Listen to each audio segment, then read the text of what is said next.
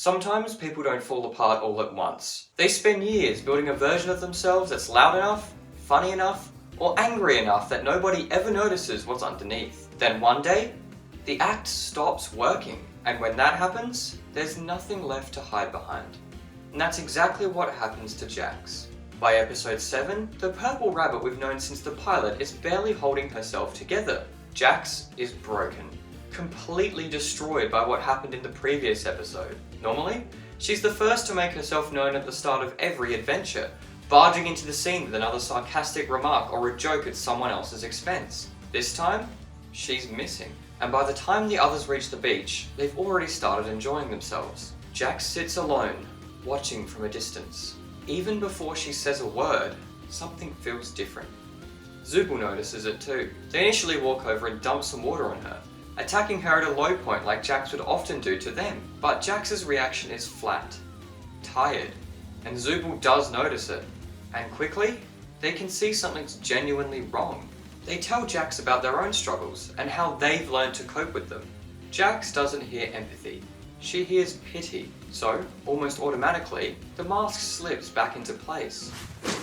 Good thing I don't have any problems then. Where are you going? Anywhere you losers won't yap my ear off. It's the weakest we've ever seen the persona. The joke lands flat. She turns and walks away. Zubul lets her go. Pomni watches her leave. Maybe she would have followed if Abel hadn't shown up. Back in her room, Jax is finally alone, completely isolated, cut off from everyone else. She's exhausted. And for the first time in the entire series, she stops fighting it. Jax almost abstracts. And I know there are differing opinions among the community, but in my interpretation, abstraction is an allegory for ending one's own life. And due to the seriousness of this topic, I encourage anyone uncomfortable around the subject to please skip ahead to the timestamp on screen. Jax, after being completely isolated, starts hallucinating, and after the initial fear of it, she accepts Ribbit's hand, and is instantly transported to a world of colour, of strange calmness. She's initially confused and a little worried, but after seeing her friends' faces, she accepts the warmth. That hole in her has been filled, surrendering to the chaotic peace. But all of a sudden, a knock at her door snaps her out of it. She shoots up, scared, a little frazzled, and lethargically opens the door. Pomni is there with Ragatha and some strange NPC. The whole time Jax is talking with them, she's just thinking about what happened, and doesn't really care about this Abel guy. And when it's revealed they want her keys, she hands them a bucket full of them, and then tries to retreat back into her room, to that cold isolation. But Pomni stops her. Somewhere in her mind she wants this. She wants to be with people. So reluctantly, she follows them out. For the rest of the episode, Jax is the most depressed and lethargic we've ever seen her. The mask is there, but it's buried beneath that exhaustion. She's barely keeping it on at all. She only stays with the cast for what I believe is her just wanting to be around people. She's scared of what happened in her room. While it was comforting, it was also cold, distant, and just completely emotionally flat and chaotic at the same time. She doesn't actually believe any of this adventure is real, and the few times the mask comes back fully, it's shot down again. Like when Zubul asks if Jax has anyone waiting for her outside. Her mother maybe. The police probably. Her mask slips again. Finally, when the crew enter Kane's office, Jax is still just depressed, and as if nothing else could go wrong, she sees the Snowy Summit adventure. The last time she spoke with Ribbit, the last time they argued, and she pushed her away so far that she abstracted. Pomni asks if Jax is okay. Jax can barely act as she says, I'm great. As they do the final walk to their supposed exit, Jax begins to freak out. She's wondering if this can actually be real, if they're actually going to leave. The whole episode she'd been telling herself it wasn't real, but now it's seeming more and more possible. In the circus, Jax was able to forget about the real world and her past, but all that did was just make the pain fester into something terrible, and she took it out on everyone. Every single day, all day. Bullying, gaslighting, manipulating, and hiding. And by the time they reach the console, the crew are presented with two buttons: stay or leave. Jax is panicking. Memories of what happened before the circus flooding her mind. The homelessness, the isolation, the cold nights, the possibility she killed her mother. It's too much. She goes into fight or flight, and in a panic, smashes the stay button. Jax is in shock of what she just did. The selfishness of choosing her mental stability over the wants and needs of everyone else. But then, Kane appears, and reveals it was all an adventure. Jax's shock wears off, as she realizes she was right from the start. None of this is real. It was all fake. None of them are real. Her twisted view of the circus was correct. But quickly, that turns to anger. She's pissed off, blaming Kane for her panic attacks, completely distraught at the fact that all of her emotional turmoil throughout the last couple episodes was just a big lie, a big tale spun by Kane. The relief she was right was crippling, and all of her suffering was because of Kane, or so she thinks. Before this, she was blaming herself, but now she has an excuse to blame someone else, and takes it. As Kane panics, he leaves, and Jax is left in shock along with everyone else. Presumably, the walk back to the circus is completely silent. Nobody really knows what to say after what just happened. Eventually, everyone settles back into the familiar couches, and it's Pomni who finally breaks the silence. Ragatha? Huh? You doing okay? That's a good question. While everyone is processing what happened together, Jax has been processing it alone. She reaches for the only defense mechanism she has left. A joke. Before she can get very far though, Zubul cuts her off. They've had enough. Jax doesn't argue. She just listens while Zubul tears into her, calmly responding that none of it really mattered anyway. It's the same worldview she's clung to ever since River abstracted. None of this is real. None of these people are real. Nothing matters. Zubul pushes back. Then, unexpectedly, Gangle agrees, only to twist Jax's own argument into something completely different. If none of this matters, then why not spend the time they do have looking after each other? Pomni agrees. So does Ragatha, and suddenly, Jax finds herself surrounded by people offering kindness she doesn't think she's earned. She can't accept it. Her mind immediately drifts back to the strange, emotionally empty peace she experienced in her room. When Pomni looks at her hopefully, Jax stands up to leave. Zubul stops her. Hey. That includes you too.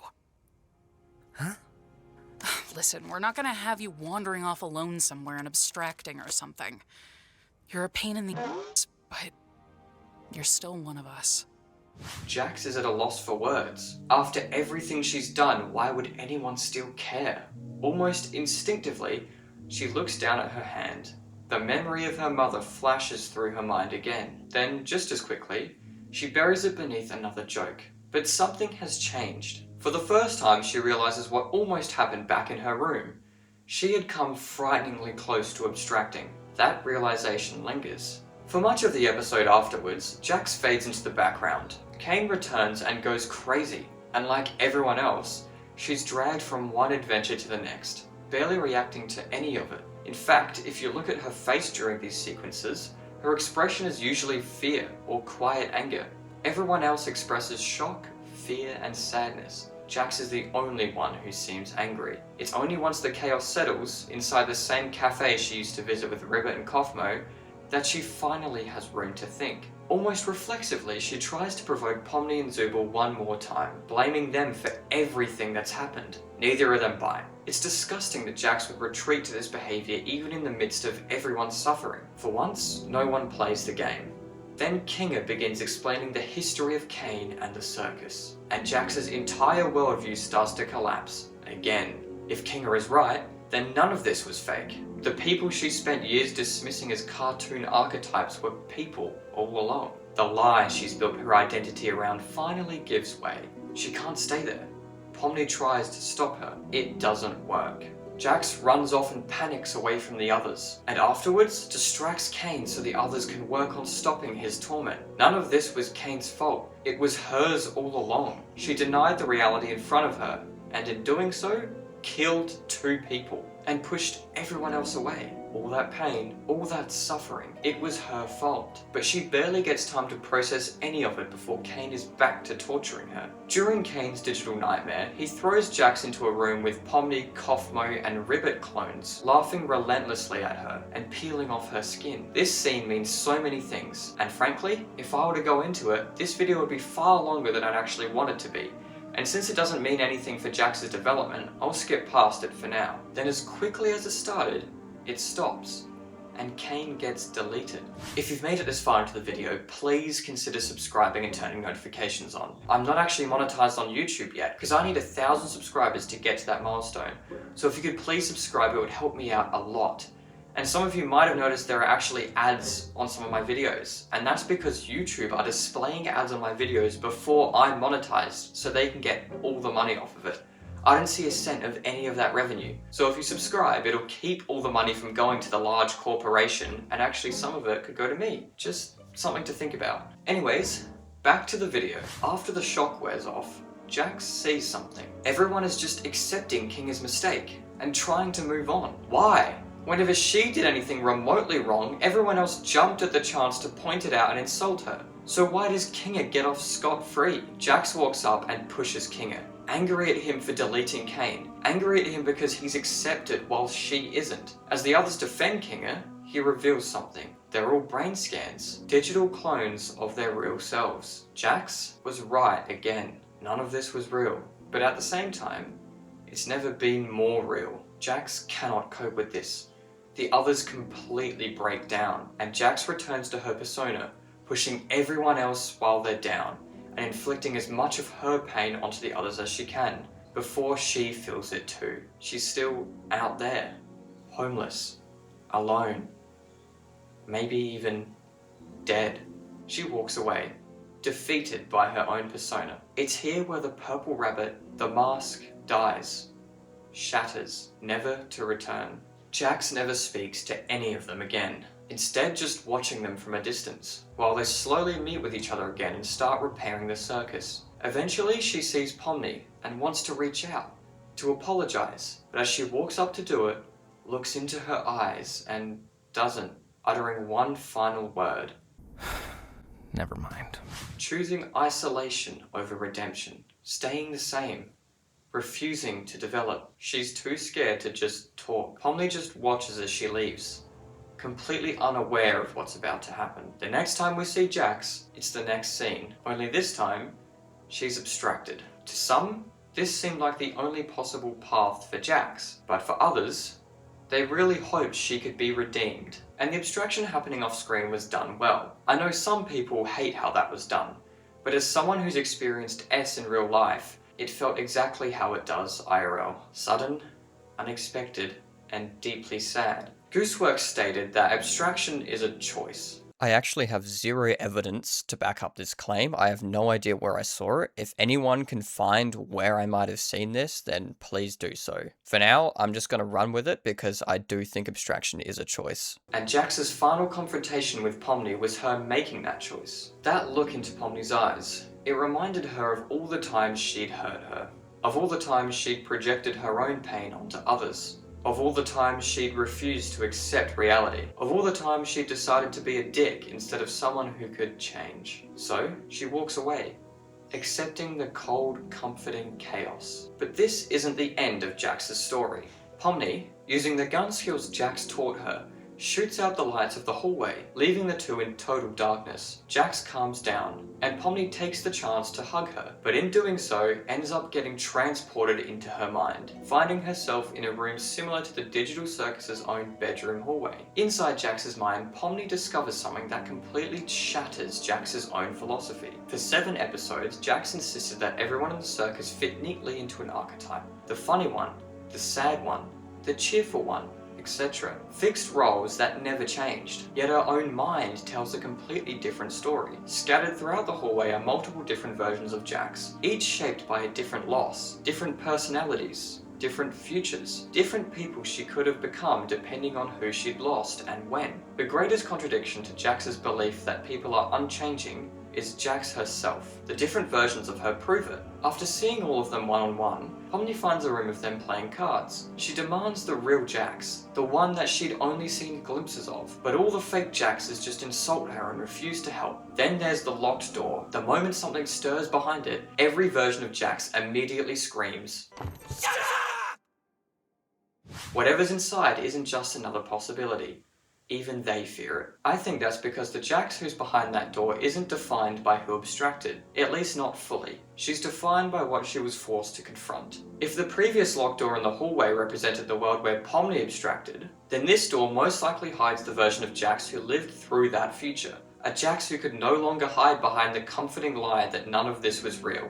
A Jax forced to accept that people she dismissed as cartoon archetypes were real, and that 3 of the only people she'd ever truly cared about were gone because of the choices she made. I've also seen another interpretation that I really like. Some people believe this is the version of Jax that came out as trans, similar to the artwork that Gooseworks later shared. Whether that's the intended reading or not, both interpretations point to the same idea. This is the version of Jax that stopped running from herself. One by one, the other Jaxes dissolve into smoke. Only the pianist remains. Quietly, she hands Pomni a key. I think this is the version of Jax that she was always afraid everyone would see if she ever let the mask slip. Gentle, vulnerable, creative. Everything the Purple Rabbit persona was designed to hide. The key unlocks the final door. Behind it isn't another version of Jax. It's the truth. Pomni is pulled into Jax's memories, beginning just before she entered the circus. The difference is immediate. Around Ribbit, Kaufmo and the others,